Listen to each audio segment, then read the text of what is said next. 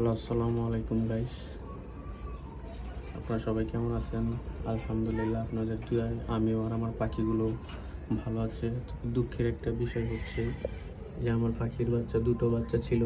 একটা বাচ্চা পায়ে সুতা পেঁচিয়ে না খেতে পেয়ে মারা গিয়েছে, আমি খেয়াল করতে পারিনি, সেটার জন্য মন খুবই খারাপ। তবে আজকে আরেকটা খুশির সংবাদ হচ্ছে যে আমি আরেক জোড়া ডায়মন্ড ডাব নিয়ে এসেছি। এটা হচ্ছে রেড কালার। আজকে নিয়ে এসেছি, এজন্য ওরা একটু ভয় পাচ্ছে।